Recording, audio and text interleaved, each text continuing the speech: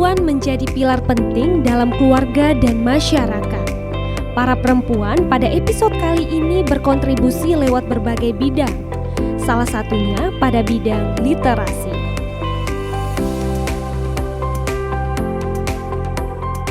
Saya Lisa Adrianti sebagai dosen pendidik di Universitas Bengkulu di Fakultas Ilmu Sosial dan Ilmu Politik, jurusan Ilmu Komunikasi. Saya bergabung di Universitas Bengkulu sejak tahun 2005 sebagai dosen pegawai negeri sipil. Dan sampai dengan saat ini saya telah menyelesaikan pendidikan saya sampai dengan jenjang S3 atau doktor. Aktivitas saya sehari-hari tentu sebagai tenaga pendidik dosen, dan saat ini saya dipercaya mengemban amanah sebagai wakil dekan bidang sumber daya. Sebelumnya dari tahun 2017 saya dipercaya sebagai ketua jurusan Ilmu Komunikasi Fakultas Ilmu Sosial Ilmu Politik Universitas Bengkulu. Tentu berbagai macam tugas yang saya lakukan. Sebagai tugas utama di kampus, saya juga memiliki peran lain di dalam keseharian saya, yaitu sebagai ibu dari 3 orang anak. Anak saya 2 orang laki-laki dan 1 orang perempuan. Mereka alhamdulillah saat ini sudah berusia cukup besar. 1 orang bersekolah di sekolah menengah atas, 1 orang bersekolah di sekolah menengah tingkat pertama, dan 1 orang lagi masih menempuh pendidikan di sekolah dasar. Saya saat ini selain menjalankan aktivitas saya sebagai seorang ibu, tentu saya juga punya kiprah lain di luar kampus. Banyak beberapa hal yang saya lakoni, seperti saya juga bersama teman-teman saya mendirikan lembaga riset Rafflesia Riset Parameter, di mana kami concern atau peduli terhadap pengembangan kajian-kajian publik dan juga politik. Selain itu, saya juga senang dengan ilmu public speaking, karena memang dari kuliah saya sudah melatih diri saya untuk memainkan peran sebagai seorang public speaker. Saya senang untuk tampil berbicara di muka publik. Saya juga beberapa kali mengalami banyak pengalaman di bidang public speaking. Saya sering didaulat menjadi master of ceremony, moderator, bahkan saya sempat menjadi penyiar radio di Pro 3 RRI Bengkulu. Nah, sehingga hobi saya terhadap dunia public speaking masih ada sampai dengan saat ini. Dan dengan itu juga saya dipercaya sebagai Ketua Indonesian Public Speaker Association wilayah Bengkulu atau IPSA. Untuk kegiatan public speaking sendiri, selain melekat dengan bidang tugas saya sebagai akademisi ilmu komunikasi, kami juga berusaha untuk membina generasi-generasi muda, terutama generasi muda Bengkulu, untuk juga punya kiprah di dunia public speaking. Beberapa pelatihan telah kami jalankan untuk membina generasi muda, seperti pelatihan public speaking yang sudah 2 kali kami jalankan, dan juga pelatihan debat. Selain itu, saya juga sering melakukan pengabdian masyarakat yang memang menjadi bidang tugas saya sebagai akademisi. Karena sebagai akademisi kami harus menjalankan peran Tridharma perguruan tinggi yang terdiri dari pendidikan, pengajaran, penelitian, dan juga pengabdian kepada masyarakat. Sehingga saya harus terus turun ke masyarakat untuk melakukan pengabdian-pengabdian. Adapun bentuk-bentuk pengabdian yang telah saya lakukan tentu berkisar di bidang keilmuan saya, yaitu ilmu komunikasi. Namun ada fokus yang memang menjadi bidang konsentrasi saya, yaitu di bidang public relation, yaitu kehumasan. Nah, bidang kehumasan saat ini itu pun melekat dengan berbagai bidang tugas kita di masyarakat. Terutama untuk saat ini kita dihadapkan pada perkembangan teknologi informasi digitalisasi yang semakin pesat. Sehingga saya pun dipercaya untuk mengembangkan komunitas jaringan pegiat literasi digital di Bengkulu. Jaringan pegiat literasi digital ini merupakan komunitas yang terdiri dari berbagai akademisi di Indonesia. Saya bergabung di Japelidi diajak oleh rekan saya, seorang dosen Universitas Diponegoro pada tahun 2018. Kami sama-sama alumni dari Universitas Indonesia. Jadi karena kita dihadapkan pada digitalisasi yang semakin pesat ya, teknologi informasi komunikasi semakin berkembang, sehingga jaringan pegiat ini memerlukan dukungan dari seluruh teman-teman di Indonesia untuk bisa memasyarakatkan, menggiatkan literasi digital di Indonesia. Nah, kenapa saya mau menerima tawaran itu? Ya karena saya pikir ini adalah sesuatu yang bermanfaat. Sebaik-baiknya manusia adalah yang bermanfaat untuk manusia lain. Begitu kata pepatah yang diajarkan kepada kita semua kan. Jadi ya karena mereka juga di jaringan pegiat literasi digital, saya lihat gerakannya aktif, masif dan juga konsisten ya untuk menggiatkan literasi di masyarakat, karena indeks literasi digital masyarakat Indonesia itu masih dalam kategori sedang. Sementara penetrasi pengguna internet itu setiap tahun mengalami peningkatan. Dari tahun sebelumnya di 73%, sekarang kita sudah di angka 77,02%. Artinya sudah semakin banyak orang menggunakan dan akrab dengan internet. Tapi masalahnya, apakah orang yang akrab dan bisa menggunakan internet itu sudah terliterasi dengan baik? Ternyata belum. Karena indeks literasi masyarakat kita masih dalam kategori sedang, belum tinggi. Artinya kita masih butuh pembelajaran, masih butuh sosialisasi, masih butuh upaya untuk sama-sama bisa memahami dan juga menjadi agen-agen perubahan literasi. Sebagaimana kompetensi literasi digital yang memang diupayakan untuk bisa dicapai oleh kita semua.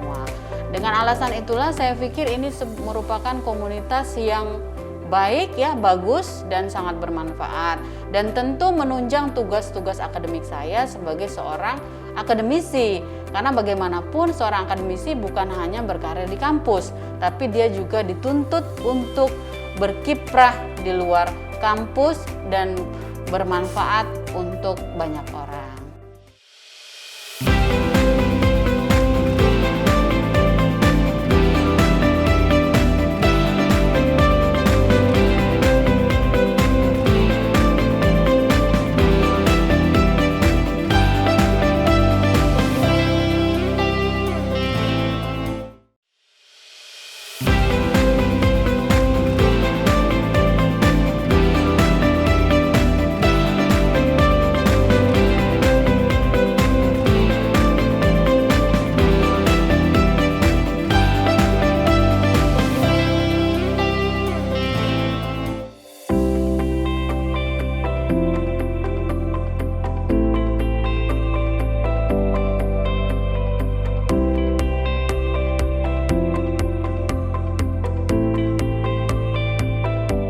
Beberapa rekan-rekan di Universitas Bengkulu juga tergabung dalam komunitas jaringan pegiat literasi digital. Perlu kita catat bersama bahwa kita ini ketika kita memiliki perangkat digital dan kita bisa mengoperasikannya, kita merasa sudah tahu semua tentang informasi yang ada di dalam situ. Kita merasa berhak semua atas informasi yang ada di dalam situ.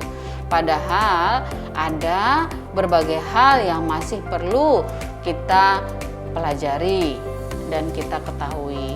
Karena hanya dengan kemampuan mengakses saja itu belum menjawab kompetensi atau memenuhi kompetensi. Mulai dari mengakses, kita perlu dituntut untuk bagaimana bisa menganalisis ya sebuah informasi. Apakah informasi tersebut benar, salah, berita bohong atau palsu. Selain itu, kita harus juga bisa mendistribusikannya. Makanya ada istilah saring sebelum sharing. Jadi kita harus bisa menganalisisnya, kemudian mempelajari keamanannya ya, apakah informasi tersebut sudah aman bagi kita atau apakah setiap informasi yang kita berikan di dunia maya melalui klik-klik digital dari tangan kita sendiri itu sudah betul atau merupakan informasi yang tidak bermanfaat dan menjadi rekam jejak digital yang buruk ke depan untuk kita. Nah, ini sendiri yang harus kita upayakan untuk bisa diperbaiki. Harapan saya untuk literasi digital, ya tentunya indeks literasi digital masyarakat Indonesia semakin meningkat.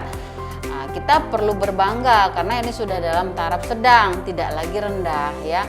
Nah, ini artinya upaya-upaya kita bersama, baik itu di jaringan pegiat literasi digital maupun di luar jaringan pegiat literasi digital, tentunya rekan-rekan semua, masyarakat Indonesia semua tidak harus bergabung dengan komunitas jaringan pegiat jika ingin menggiatkan literasi digital. Kita semua bisa berupaya untuk bergerak bersama-sama melakukan edukasi untuk meliterasi masyarakat, bahkan meliterasi diri kita sendiri yang pertama.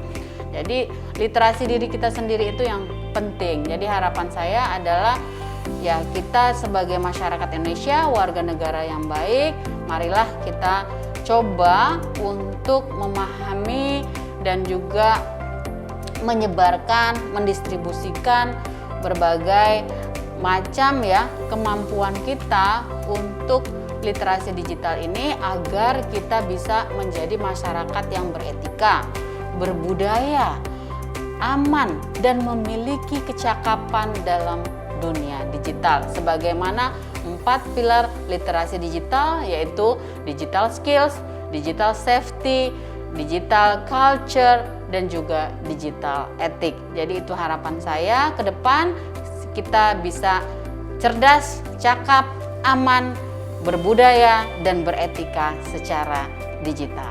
Cara saya membagi waktu tentu tidak bisa dilepaskan dari manajemen waktu yang saya punya. Pastinya saya memiliki keterbatasan untuk memaksimalkan semua peran yang saya jalani.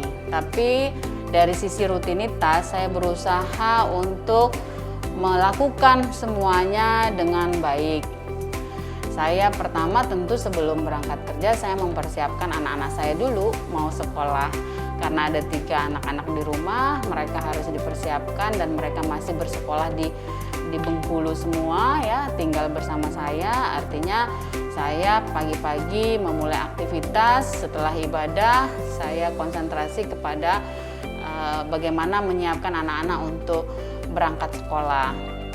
Mulai dari asupan makanan dan juga berbagai keperluan mereka. Setelah itu saya juga senang dengan hewan. Jadi saya senang sekali memelihara kucing ya. Saya suka dengan kucing dan saya suka ikan. Jadi pagi-pagi saya memberi mereka makan juga dan bercengkrama dengan kucing-kucing saya. Jadi kucing saya itu ada 3 ya di rumah dan itu menjadi semacam mood booster untuk saya. Saya juga punya ikan walaupun nggak banyak, tapi saya suka melihat karena dia ikan koi ya, lucu, berenang-renang sehingga tiap pagi saya kasih mereka makan. Saya juga suka bercocok tanam sehingga rumah saya dipenuhi dengan berbagai macam tanaman-tanaman hijau. Saya memperhatikan mereka, biasanya kalau tidak sempat ya seminggu sekali saya memperhatikan, tapi setiap pagi saya selalu menyapa mereka. Jadi tanaman dan hewan juga saya sapa setiap hari. Tugas keseharian saya karena saya sedang dipercaya untuk memegang jabatan struktural, saya harus hadir di kampus setiap hari sesuai dengan jam kerja. Tapi kalau misalnya saya tidak sedang menjalankan peran struktural, sebenarnya seorang dosen atau akademisi dia tidak wajib ya untuk berada di lokasi sesuai dengan jam kerja, karena dosen itu perannya tadi ada 3 ya, Tridharma perguruan tinggi. Jadi dia bisa melakukan pengajaran, penelitian, pengabdian pada masyarakat. Jadi bukan seperti rutinitas pegawai kantoran. tapi berbeda dengan saya saat ini. Jadi seperti itu, biasanya selepas selesai kampus ada kegiatan lain, misalnya ada pertemuan dengan kolega-kolega atau juga pertemuan tim lain. Saya juga baru setahun ini bergabung, hampir setahun ini bergabung dengan Ikatan Cendekiawan Muslim Indonesia wilayah Bengkulu ICMI dan juga Majelis Sinergi Kalam ICMI Bengkulu. Artinya peran saya di ranah publik juga sudah mulai melebar lagi ya. Selain juga saya juga tergabung di pengurus pusat Ikatan Sarjana Komunikasi Indonesia dan juga pengurus daerah Asosiasi Perguruan Tinggi Ilmu Komunikasi atau Aspikom wilayah Bengkulu. Sehingga saya memiliki banyak teman-teman yang biasanya memiliki alokasi waktu yang saya berikan itu selepas bekerja. Setelah itu ya baru saya kembali ke rumah dan tentunya sebelum beristirahat saya melihat apa yang sudah dilakukan pada hari itu, apa target-target yang belum tercapai. Biasanya saya catat di buku agenda ya, di notes. Setiap hari saya mencatat apa yang harus saya lakukan hari ini. Jadi kalau misalnya belum selesai itu belum diconteng. Kalau sudah selesai saya checklist. Jadi sudah selesai. Jadi saya biasa melakukan seperti itu sehingga saya tahu oh tugas saya yang belum selesai ini. Jadi ketika saya melihat itu ada semacam kegelisahan kalau dia belum selesai. Berarti saya harus menuntaskannya. Terkadang ada yang lama belum selesai ya. Jadi itu menjadi barometer saya ya untuk alat evaluasi diri saya sendiri. Dan biasanya di akhir pekan saya sempatkan untuk bertemu kedua orang tua saya karena mereka juga masih aktif ya, masih sehat alhamdulillah. Jadi saya berkesempatan untuk juga menemui dan bercengkarama dengan kedua orang tua saya di akhir pekan. Jadi itulah yang menjadi keseharian saya sebagai seorang akademisi dan juga praktisi dan juga sebagai seorang ibu bagi 3 anak-anak saya.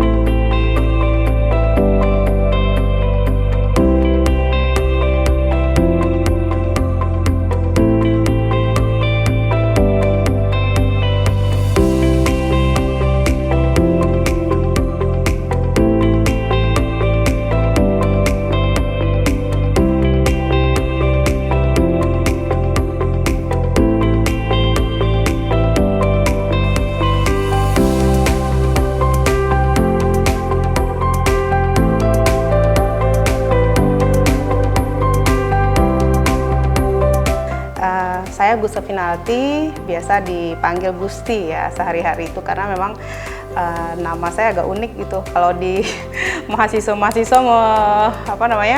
mengingat nama itu susah, jadi panggilnya Gusti. Saat ini saya di LPTIK dipercaya diamanahkan sebagai ketua Lembaga Pengembangan Teknologi Informasi dan Komunikasi di Universitas Bengkulu. Namun begitu ini adalah tugas tambahan ya, karena sebenarnya tugas yang utama adalah sebagai PNS di jurusan Ilmu Komunikasi. Jadi saya sebagai salah satu dosen di jurusan Ilmu Komunikasi FISIP dan diberikan tugas tambahan saat ini di LPTIK Universitas Bengkulu. Nah, kalau di sini kan ini ya sektor publik gitu, sementara saya juga di sektor publik, sektor domestik maksud saya itu mengurus 3 anak. 3 anak. Jadi saya sebagai istri ya, dan juga sebagai ibu dari 3 anak yang sehari-hari juga berperan di ranah domestik. Pagi-pagi harus mengurus anak ke sekolah ya, kebetulan anak saya yang pertama itu kelas 3 SMA.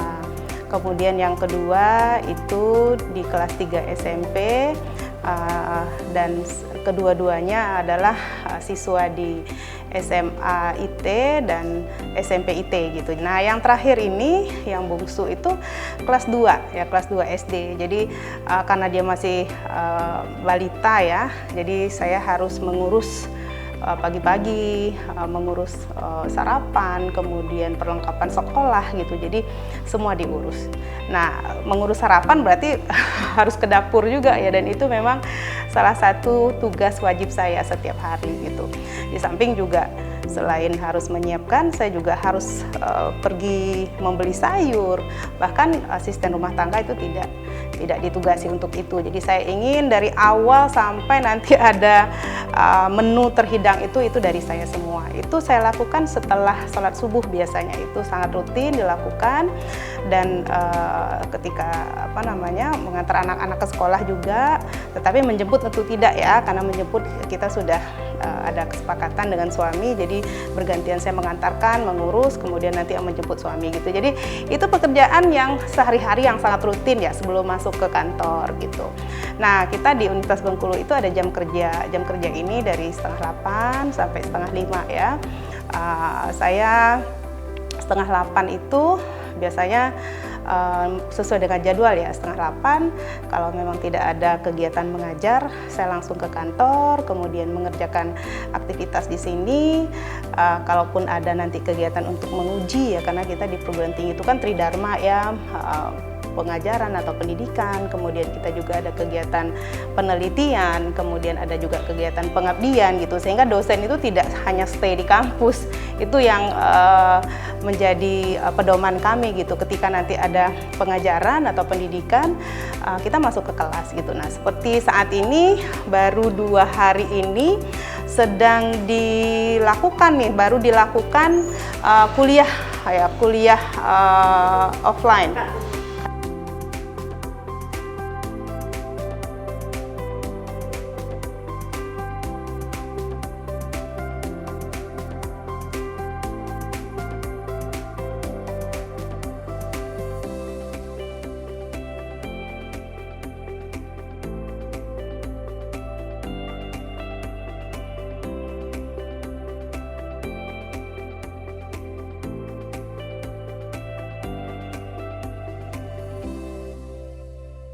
Jadi karena ini adalah semester yang offline ya, setelah 2 tahun kita online, jadi offline ini agak sedikit berbeda. Kita di beban mengajar sebagai dosen itu memang seperti biasa ya, maksimal 12 SKS, tapi kadang-kadang ada juga 16 SKS gitu. Tapi dengan tim teaching yang solid itu kita juga bisa membagi peran itu. Nah, ketika mengajar offline ini kan banyak tantangan ya, dan sekarang juga kita tahu bahwa COVID ini belum berlalu gitu, belum 100% hilang gitu, sehingga kita mendapatkan surat edaran rektor bahwa perkuliahan pada semester ini walaupun offline itu tetap menjaga protokol kesehatan. Salah satunya kita diwajibkan di kelas itu menggunakan masker, kemudian menjaga jarak, dan memang protokol-protokol kesehatan yang 2 tahun lalu itu juga masih berlaku sampai saat ini gitu. Nah, sebagai dosen juga bukan hanya mengajar ya, sehari-hari juga biasanya pagi ya mahasiswa itu sudah dijadwalkan untuk bimbingan skripsi, kemudian bimbingan tesis, dan sekarang ini juga karena semester baru ya, saya juga dibebankan tugas atau ditugasi dari program studi atau jurusan itu membimbing akademik mahasiswa-mahasiswa baru. Nah, sekarang ini juga di komunikasi, tempat home base saya itu ada sekitar 100 mahasiswa, dan di situ juga dibagi beban untuk membimbing secara akademik mahasiswa baru. Nah, itu sebenarnya masuk juga dalam kegiatan-kegiatan pengabdian. Nah, selain itu kami di Universitas Bengkulu ya juga ada kegiatan penelitian. Nah, penelitian ini banyak sekali dilakukan di luar kampus ya, bahkan juga mengajak atau kolaborasi dengan mahasiswa-mahasiswa bimbingan skripsi seperti itu atau tesis. Nah, ini juga menjadi hal yang menarik ya, karena ketika penelitian itu bukan hanya prosesnya saja yang kita lihat, tetapi bagaimana output dari sebuah penelitian itu. Misal ini ada publikasi seperti itu, karena untuk mahasiswa magister ya khususnya bimbingan saya misalnya ada kewajiban mereka untuk mempublikasikan hasil penelitian. Jadi bukan hanya sekedar laporan selesai, bukan, tapi kita outputnya itu adalah publikasi, yang ini merupakan sebuah langkah untuk juga meningkatkan kualitas penelitian mahasiswa dan dosen seperti itu. Jadi ada penelitian-penelitian kolaborasi antara dosen dan mahasiswa. Nah, selain itu juga kami secara rutin, saya termasuk ya, melakukan kegiatan pengabdian kepada masyarakat. Dan ini sebenarnya tidak ada batas waktu ya, karena setahu saya mengabdi sebagai PNS dan guru itu atau dosen itu adalah mengabdi sepanjang hayat gitu, sepanjang kita masih dibutuhkan oleh masyarakat. Nah, jadi kegiatan-kegiatan pengabdian yang biasanya saya lakukan itu menerima permintaan atau ada instansi yang membutuhkan untuk sebagai tenaga ahli atau narasumber atau bentuknya itu adalah seminar atau apapun itu, saya sangat menyesuaikan waktu supaya tugas tambahan, kemudian tugas pokok saya itu tidak terganggu atas kegiatan-kegiatan yang berada di luar kampus gitu. Dan sangat sering sekali kegiatan ini juga dilakukan di luar provinsi gitu. Jadi saya kalau boleh dikatakan sangat aktif di luar gitu, juga di kampus. Makanya manajemen waktu itu adalah segala-galanya kalau bagi saya ya, karena kalau kita tidak bisa memanage waktu, bagaimana tugas pokok, kemudian ada tugas tambahan, dan bagaimana juga organisasi kita keluar, aktivitas-aktivitas itu semuanya adalah bentuk pengabdian pada masyarakat gitu. Dan di samping itu juga bukan hanya penelitian, pendidikan dan pengabdian ya, saya tuh biasanya khusus meluangkan waktu untuk mahasiswa-mahasiswa saya, untuk memberikan ruang mereka untuk curhat gitu. Biasanya saya undang ke sini nih, saya undang mahasiswa datang gitu kan, cerita-cerita. Kemudian ada hambatan apa enggak gitu. Kadang-kadang bukan hanya tentang akademik yang mereka ceritakan, ada kegiatan-kegiatan mereka di luar ataupun hubungan-hubungan mereka dengan keluarga, itu semuanya biasanya saya dengarkan gitu. Jadi mahasiswa atau itu sudah menjadi saya katakan mahasiswa itu teman saya, sahabat saya, sehingga banyak sekali mahasiswa-mahasiswa itu sebenarnya membutuhkan hal seperti itu gitu ya, di samping juga pelayanan-pelayanan akademik. Dan bagi saya mereka itu adalah sahabat saya. Bagaimana seorang sahabat itu biasanya ada alternatif solusi yang menjadi hambatan mereka, itu biasanya saya bantu seperti itu.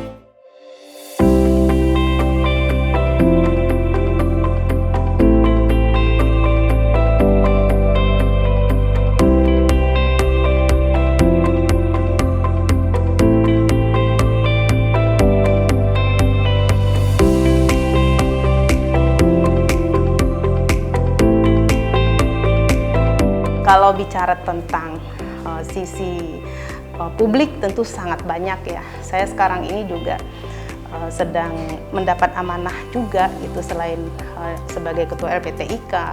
Kemudian saya juga sekarang sedang diamanahkan menjadi ketua Mafindo Bengkulu. Nah, ini juga tugas yang sangat berat menurut saya. Berat itu kenapa? Karena koordinasi dengan pusat itu mesti rutin dilakukan. Mafindo itu adalah sebuah lembaga yang mengedukasi ya, sebuah lembaga untuk edukasi kepada masyarakat bagaimana melakukan cek fakta itu. Nah, disinilah saya mulai menekuni bidang tentang literasi digital, karena kepercayaan sebagai salah satu relawan awalnya itu menjadi tantangan bagi saya. Bagaimana sekarang ini masyarakat mau tidak mau, siap tidak siap, dan menjadi kegiatan rutin itu dalam mengakses informasi. Dan di sini Mavindo hadir untuk membantu masyarakat mengedukasi dan memberikan pemahaman kepada masyarakat bahwa interaksi kita di media digital itu sesungguhnya adalah interaksi yang membutuhkan pemahaman kita lebih lanjut, bukan hanya mengakses saja, tetapi kita juga bisa menganalisis, bisa mengevaluasi dan menemukan apakah informasi yang kita terima ini adalah informasi yang benar, seperti itu. Jadi itu kegiatan saya di Mavindo, dan di Mavindo ini saya juga diberikan tugas gitu ya di wilayah Bengkulu. Tentu saja kita sudah banyak melakukan edukasi untuk guru-guru, bagaimana kurikulum di sekolah itu juga penting, bukan hanya untuk pendidikan moral atau pendidikan tentang kesenian ya, tetapi itu juga penting untuk membentengi diri kita sebagai pengguna itu dalam bentuk tular nalar, jadi kurikulum tular nalar. Dan saat ini juga sedang kami lakukan pendampingan ya untuk tular nalar lansia.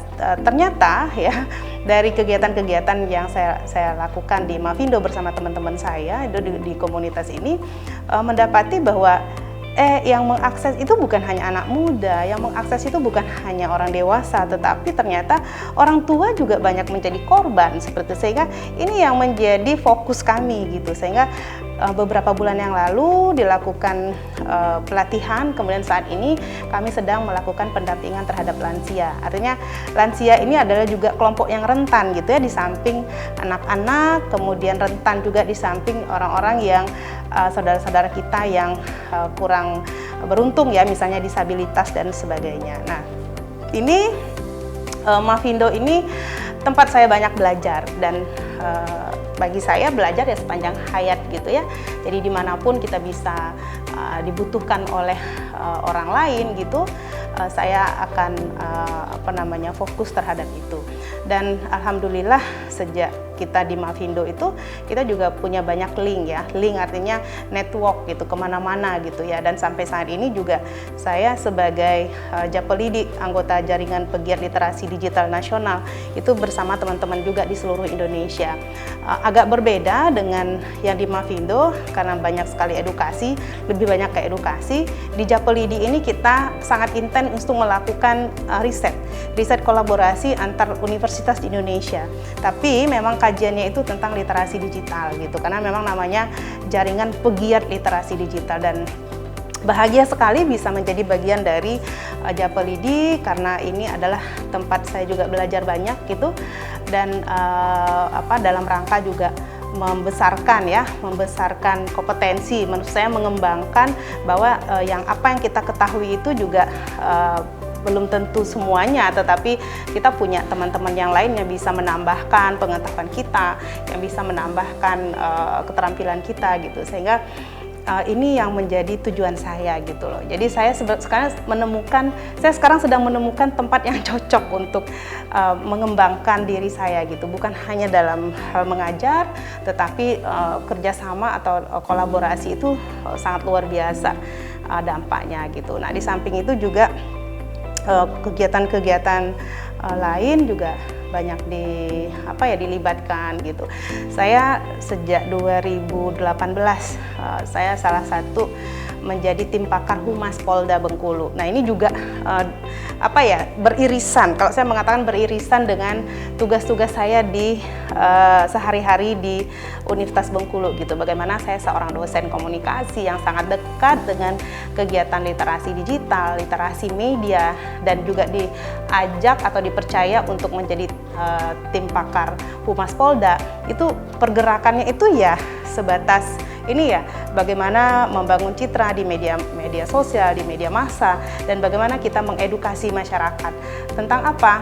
Bermacam-macam, tentang pendidikan, tentang literasi digital, dan tentang media gitu. Karena kita tahu bahwa akses sekarang ini untuk informasi kan tiada batas gitu ya, tidak ada sekat lagi, bahkan borderless gitu. Sehingga inilah yang menjadi tugas atau tupoksi ya, banyak lembaga yang mungkin konsen ataupun memang tupoksi secara resmi seperti itu, seperti misalnya teman-teman di Humas Polda gitu, bagaimana masyarakat atau remaja itu juga diajak supaya bisa memahami bagaimana efek-efek yang negatif di media sosial.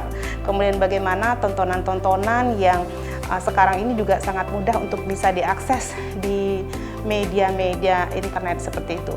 Ya, dan ini juga menjadi konsen kami. Dan makanya saya katakan bahwa komunitas, kemudian latar belakang pekerjaan, pendidikan, kemudian juga tugas-tugas tambahan itu sangat beririsan, jadi bersama-sama gitu ya, sehingga itu menjadi sebuah tempat untuk pengembangan kompetensi saya.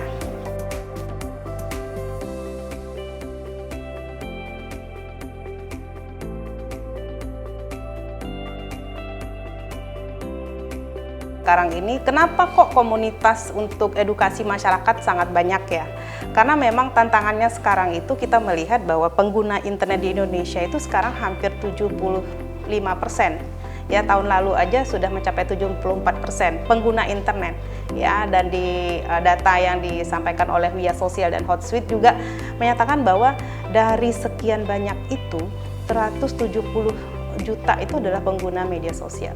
Jadi hampir setengahnya ya dari 294 jumlah penduduk Indonesia itu pengguna internetnya itu sangat banyak, bahkan melebihi dari jumlah. Kalau misalnya kita membuka data, ternyata yang terhubung dengan media telepon misalnya sebulan seperti itu 365 juta.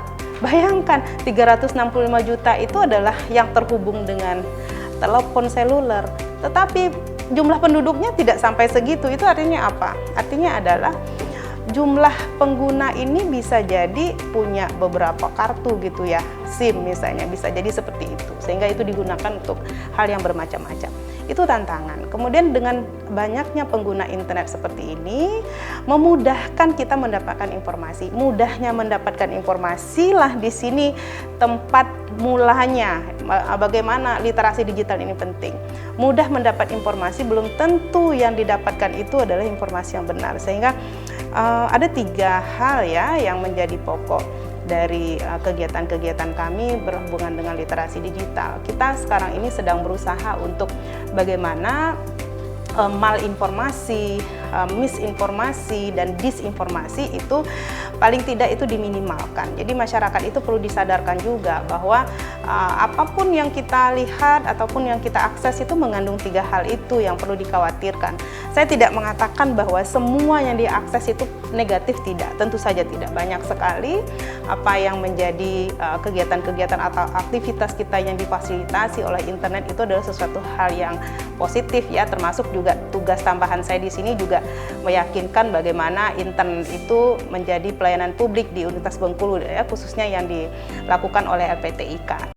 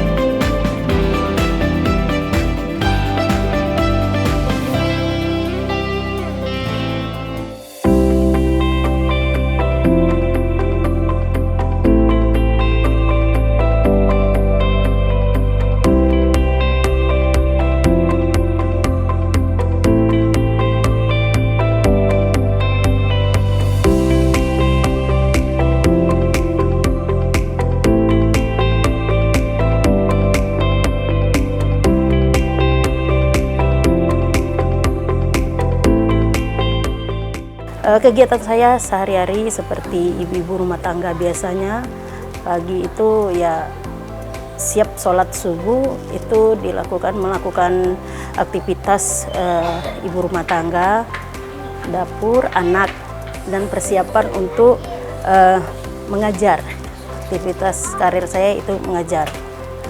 Dan selanjutnya pagi itu pengajar RA dan diteruskan dengan siang rumah tahfiz. Kemudian seperti biasa setelah kegiatan rumah tahfiz, habis itu mengecek kegiatan anak pakaian sekolahnya untuk besok paginya bersiap-siap untuk ke sekolah juga, persiapan ke sekolahnya.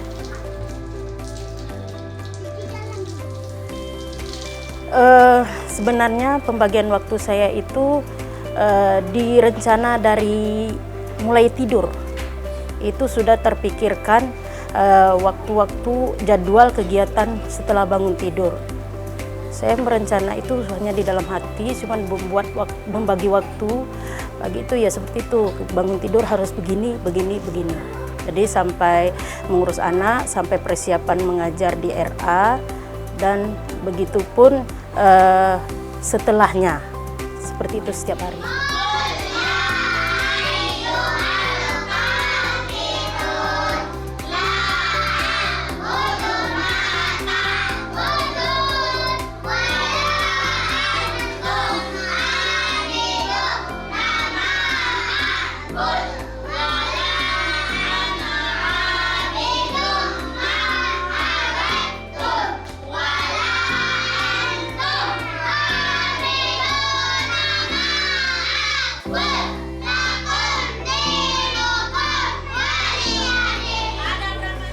Saya ikut di kegiatan organisasi masyarakat yaitu Aisyah. Itu di Aisyah Ranting Suprapto. Saya sebagai bendahara, dan itu Nasyiah yaitu anaknya Aisyah, itu Nasyiah putrinya Aisyah karena masih muda. Jadi kegiatan itu saya ikuti rutin setiap bulannya, sedangkan yang Aisyah setiap minggunya itu pengajian. Itu kegiatan organisasi masyarakat yang saya ikuti.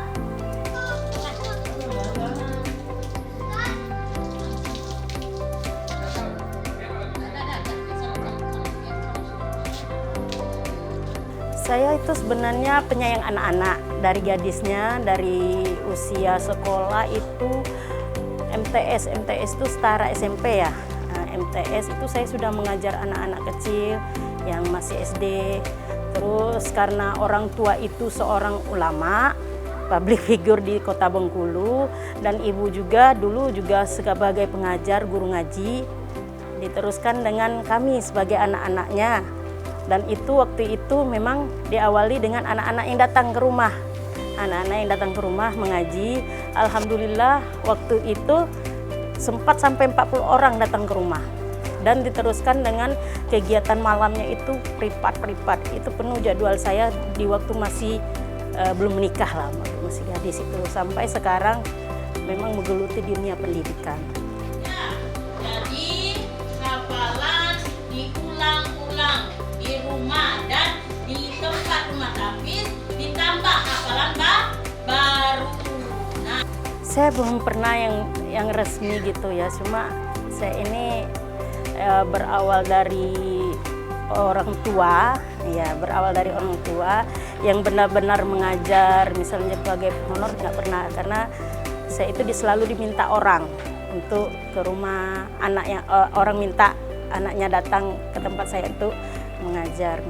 Kalau privat itu selain mengajar ngaji ya kadang anak-anak perlu belajar membaca, saya ajar membaca. Pelajaran sekolah juga ada sedikit-sedikit. Waktu itu masih sekolah, masih aliyah, saya sudah mengajar-ngajar. Jadi kegiatan saya itu sebenarnya pulang sekolah saya mengajar ngaji lanjut ke privat, begitu setiap hari dari gadisnya. Makanya sampai saat ini orang, walaupun kami buka rumah tahfiz seperti ini, orang tetap mencari gitu. Yang dulunya saya ajar, sekarang sudah punya anak, anaknya pun diserahkan ke sini juga gitu.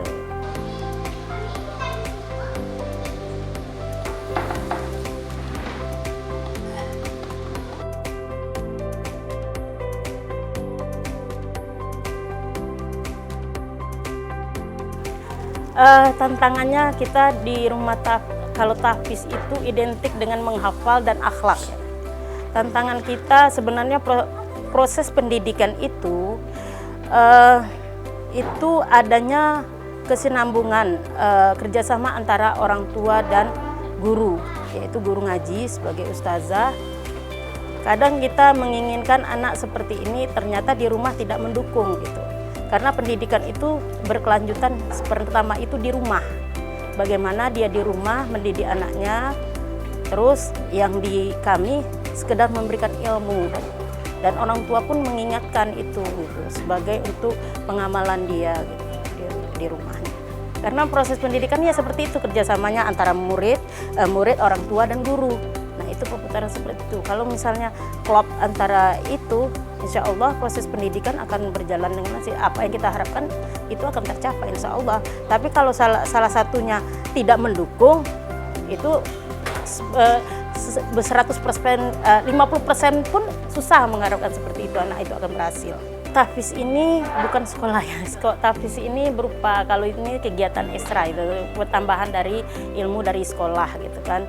Karena ini masih baru, berdirinya tahun 2019, itu bulan November, menjelang akhir tahun. Karena ada COVID di bulan Februari, kita mandek libur 6 bulan, kemudian masuk lagi. Setelah masuk lagi, ada himbauan PPKM pemerintah, kita tutup lagi sementara, baru buka lagi dan sampai sekarang. Dan itu untuk anak-anak yang kita ajar itu alhamdulillah ada hasil, dan ya mungkin nggak dikatakan 100% nggak ya, karena kondisi tidak memungkinkan karena anak sekolah, tahfiz, rumah.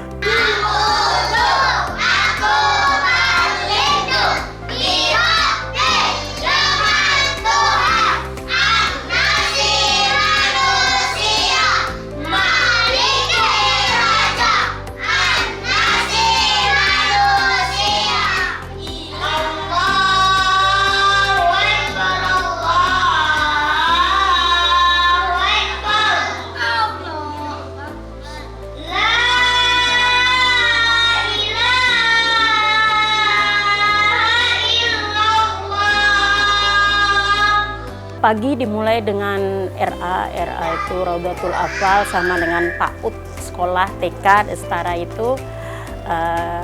Saya udah bersiap-siap itu, udah jam 8 anak-anak udah masuk. Mungkin kalau sebenarnya setengah 8, cuman karena ya kita menunggu anak-anak yang baru datang itu jam 8 full semua. Kegiatan belajar mengajar sampai jam 11. Setelah jam 11 itu anak-anak boleh bermain dan saya pun beristirahat sebentar. Anak yang tidur, dia bisa tidur ya tidur dulu, istirahat sampai nanti menjelang anak-anak tahfiz masuk. Nah, anak-anak tahfiz masuk, saya pun mulai mengajar lagi, dan itu sampai jam 5:30 sore. Ya, jam setengah 6 sore, 17.30 selesai. Setelah itu barulah saya dapat istirahat, kemudian siap-siap kembali untuk persiapan besok. Harapan kami ya, sebagai moto yang kami gunakan di Bait Qur'ani ini, harapannya ya anak-anak yang menjadi hafiz Quran dan calon ulama besar. Bagaimana dia akan menjadi calon ulama besar kalau dia tidak hafal Quran?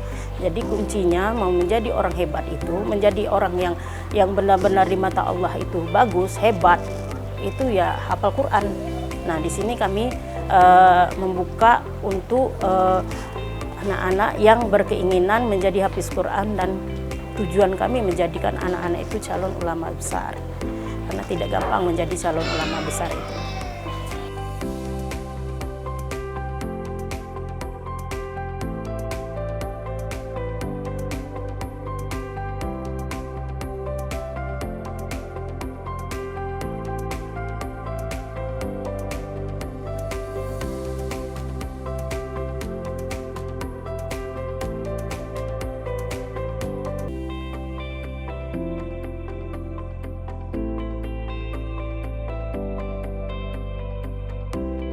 Jadi kebanyakan umat tahfiz itu hanya menerima Al-Quran.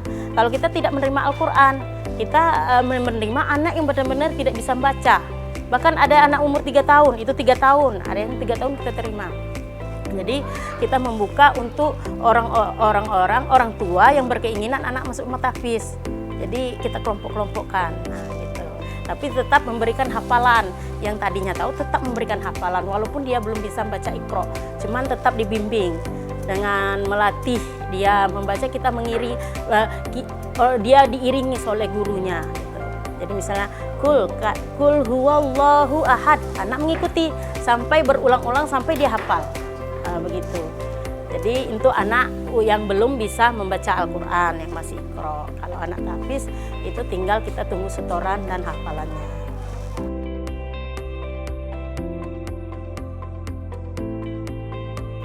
Literasi tidak berarti hanya membaca, namun literasi diperlukan sebagai proteksi diri terhadap informasi yang mengarah ke sisi negatif.